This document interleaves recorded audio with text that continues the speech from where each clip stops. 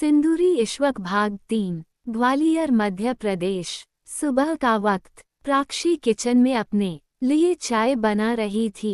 क्योंकि उसके सर में बहुत दर्द हो रहा था तो उसका मसाला चाय पीने का मन हो रहा था।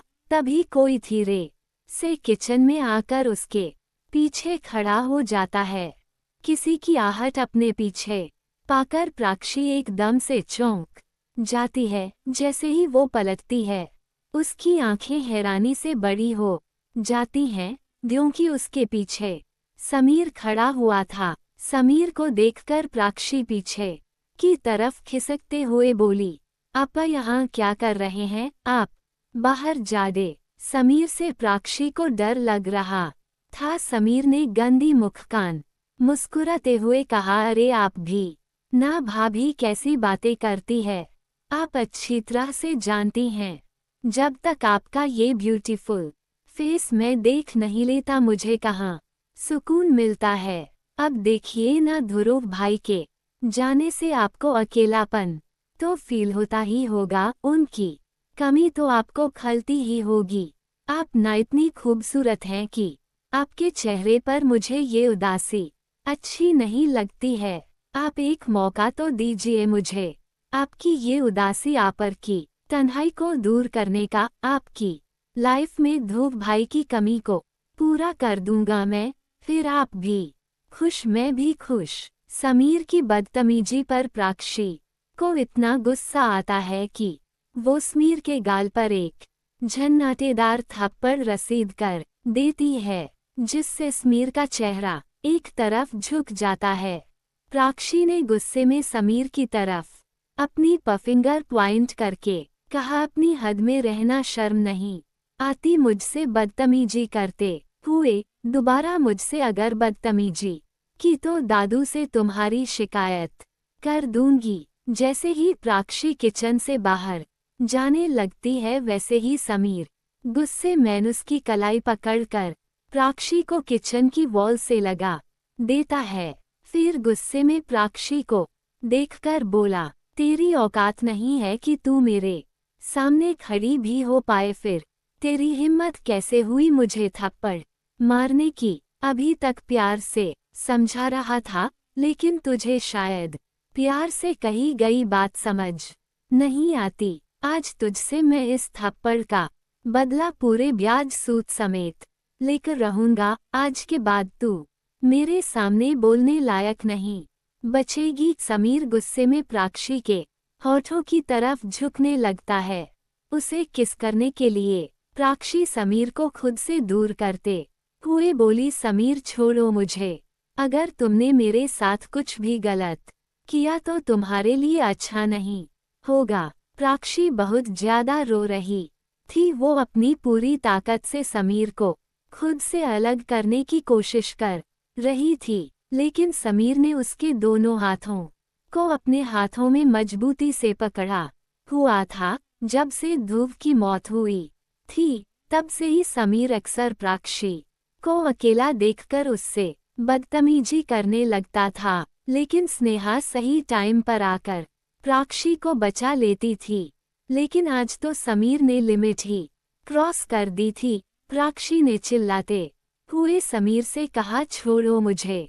लेकिन समीर कहाँ प्राक्षी को छोड़ने वाला था। इस वक्त सभी अपने अपने रूम में होते हैं और बस इसी का फायदा समीर ने उठाया था।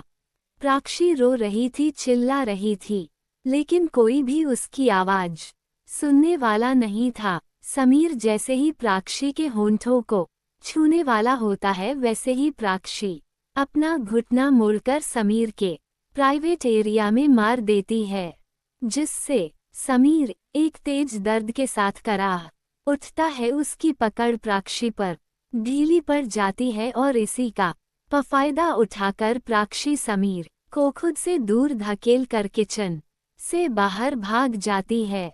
प्राक्षी को जाता हुआ देखकर समीर अपने दर्द की परवाह किए बिना ही प्राक्षी के पीछे चला जाता है। प्राक्षी अपने रूम में आकर जैसे ही रूम का डोर बंद करने वाली होती है, वैसे ही समीर अपनी पूरी ताकत से डोर को खोलकर रूम के अंदर आ जाता है। फिर अंदर से डोर को बंद करके समीर ने गुस्से में प्राक्षी को देख कर बोला, बहुत ज्यादा आग भरी पड़ी हुई है तुम्हारे अंदर, आज तुम्हारी सारी आग ठंडी कर दूंगा। बहुत बड़ी गलती कर दी तुमने मुझ पर होंठ उठाकर। प्राक्षी अपने कदम पीछे लेते हुए बोली, समीर मेरे करीब भी मत आना, अभी समझा रही हूँ। तुम बहुत बड़ी गलती कर रहे हो।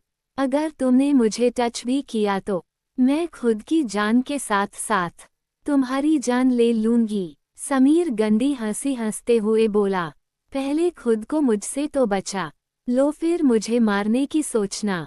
अब तक समीर प्राक्षी के करीब चुका था। समीर एक झटके के साथ प्राक्षी को पकड़कर बेड पर फेंक देता है और खुद उसके ऊपर आकर उसके साथ जबरदस्ती करने लगता है। प्राक्षी अपने होंठ पैर चलाते हुए समीर को मार रही थी।